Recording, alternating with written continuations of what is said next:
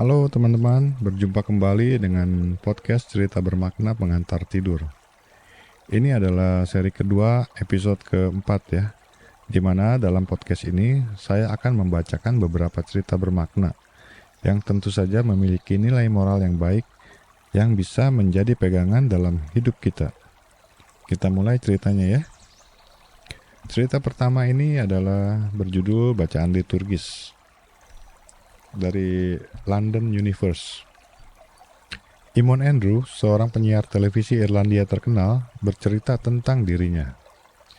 Pastor parokinya di Dublin menanyakan kepadanya apakah ia bersedia menerima tugas membaca salah satu bacaan liturgi hari Minggu, dan Eamon dengan senang menyetujuinya. Maka pada hari Sabtu malam, pastor mengutus salah seorang putra altar untuk menanyakan Eamon apakah ia bersedia bertugas membaca pada misa Minggu besok. Ia menolak. Dan inilah jawaban yang diberikannya kepada pastor parokinya. Sejauh yang saya ketahui, sabda Allah adalah sesuatu yang secara mutlak sangat mulia. Ini berarti sesuatu yang sangat luar biasa bagiku. Aku telah melakukan banyak pengorbanan selama hidupku karena keyakinan-keyakinan yang kumiliki tentang sabda Allah. Dan karena itu, saya tidak akan pernah meremehkan Injil. Pastor meminta saya datang besok dan tampil untuk membaca sesuatu yang tidak pernah saya lihat. Jika saya menyusun suatu program televisi, saya menghabiskan waktu selama 1 pekan untuk merencanakan dan menyiapkan itu. Saya tidak akan tampil hanya untuk membaca di hadapan umat, tanpa suatu persiapan yang cukup, tanpa lebih dahulu menghayatinya sendiri.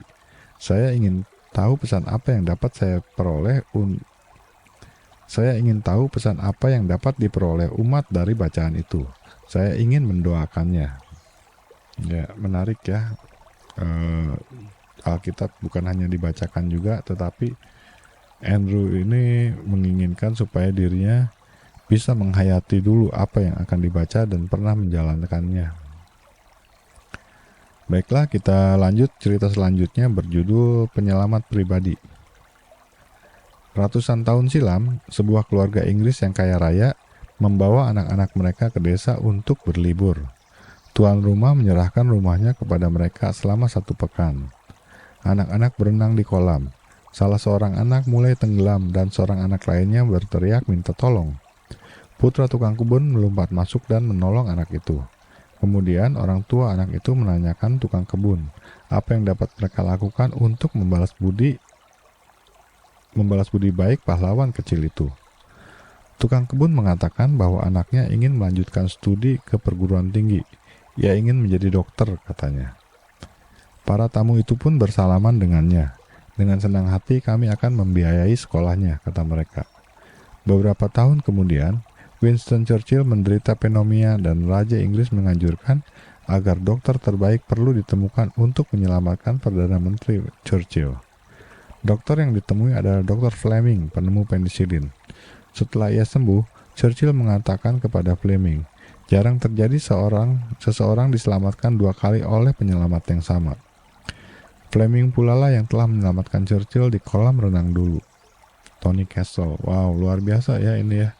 Ternyata Dr. Fleming penemu penisilin ini dulu bisa menjadi dokter karena dibiayai oleh para tamu yang salah satunya adalah keluarga Winston Churchill ya. Itulah mengapa pada kebudayaan Kristen kita saling membantu walaupun hal-hal kecil ya. Kita tidak akan pernah tahu di masa depan akan seperti apa. Baiklah, kita lanjutkan dengan cerita selanjutnya. Cerita ini berjudul Garis Kehidupan.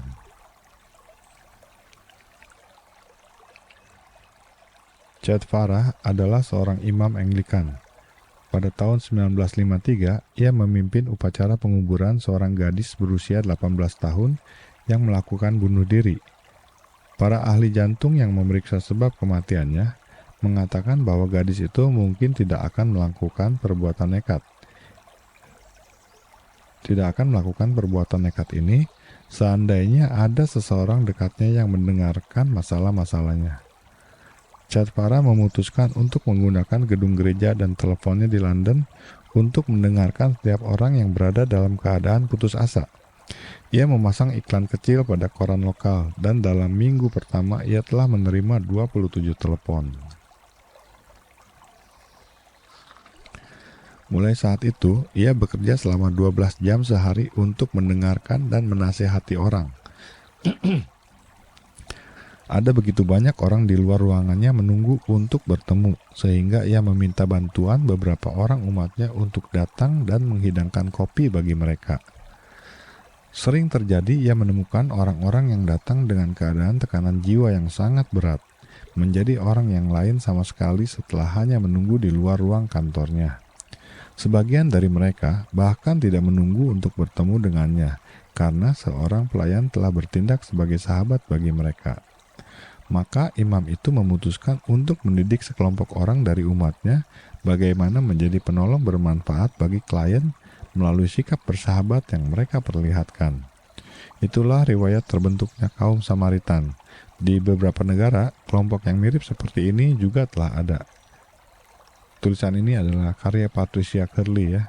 Wow, luar biasa ya, ternyata hotline untuk pelaku yang akan melakukan bunuh diri itu dimulai di sebuah gereja di Anglikan, tepatnya tahun 1953 tadi ya, oleh seorang imam Anglikan. Baiklah, kita lanjutkan cerita selanjutnya. Mengenal kedewasaan diri, karya Leonard Weddell. Seorang dewasa tidak akan terlalu serius memperhatikan dirinya, pekerjaannya, ya. Seorang dewasa bersikap waspada. Seorang dewasa tidak selalu melihat dengan kecurigaan setiap situasi permusuhan yang timbul. Seorang dewasa terlalu angkuh untuk meremehkan seseorang. Seorang dewasa mempunyai kepercayaan diri yang dibentengi oleh iman akan Allah. Seorang dewasa tidak pernah menerima baik kesuksesan maupun kegagalan dalam dirinya sebagai sesuatu yang abadi. Seorang dewasa tidak pernah menerima perasaan hatinya sebagai sesuatu yang tetap. Seorang dewasa adalah orang yang dapat mengendalikan keinginan-keinginan pribadinya. Seorang dewasa tidak takut berbuat kesalahan. Wow, luar biasa ya ceritanya ya. Itu tidak perlu saya komentari, karena kalau kita renungkan ya benar, dan itu harus kita jalani untuk menjadi semakin dewasa. Baiklah, kita lanjutkan. Selanjutnya adalah cerita berjudul Kecemasan. Karya Tony Castle. Konon ada sebuah cerita tua tentang seorang malaikat yang bertemu dengan seorang pria yang memikul beban berat di punggungnya. Malaikat itu menanyakan beban apa yang dipikulnya itu. "Kecemasan-kecemasanku," kata pria itu. "Perkenankan aku melihatnya," kata malaikat itu. Ketika kantong dibuka, ternyata kosong. Kemudian malaikat itu bertanya kepadanya, "Apa saja yang engkau cemaskan?" "Hanya 2 hal," kata orang itu, "kemarin dan esok." "Mengapa menceritakan kedua hal itu? Mengapa mencemaskan kedua hal itu?" tanya malaikat. "Kemarin telah berlalu dan sudah terlalu terlambat untuk mencemasinya. Sedangkan besok belum nyata. Jadi bagaimana engkau dapat mencemaskan apa yang belum nyata?" Malaikat menasihatinya agar ia tidak perlu memikul beban apapun. Maka ia pun membuang bebannya itu. Tony Castle. Menarik ya. Ceritanya persis seperti ya itu. Masa lalu adalah sudah berlalu, masa depan belum ada. Ya, kita punya adalah hari ini ya. Satu nasihat yang sangat baik. Selanjutnya adalah cerita berjudul Hadiah Terbaik. 2. Waktu Anda. Ia satu-satunya anak kecil dalam keluarga, dan ia mempunyai segala sesuatu yang ia butuhkan. Kamarnya penuh dengan mainan dan perabotan, sebuah CD-ROM, video, internet, 1 set televisi. Ia mendapat uang saku sebanyak yang diinginkannya. Mereka mempunyai sebuah mobil mewah dan seorang supir yang selalu siap untuk mengantarnya kemanapun ia mau. Seperti biasanya, ia bersama ibunya dan ayahnya menonton TV. Mereka tidak mengucapkan sepatah kata pun. Ralph sudah berkali-kali mencoba mengajukan beberapa pertanyaan atau hal lain, Tetapi kedua orang tuanya selalu mengelak dengan mengatakan, "Nanti saja, engkau mengganggu program." Selesai menonton TV, orang tuanya langsung membicarakan apa yang hendak mereka beli baginya sebagai hadiah Natal. Ia sudah memiliki setiap jenis permainan yang ada di dunia. Maka mereka memutuskan untuk mengajaknya pergi berbelanja keperluan Natal dan membiarkan dia memilih sendiri hadiahnya.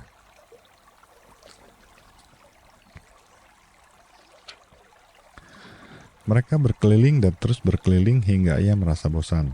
Akhirnya orang tuanya bertanya kepadanya, "Apa saja yang kau inginkan sebagai hadiah Natal bagimu?"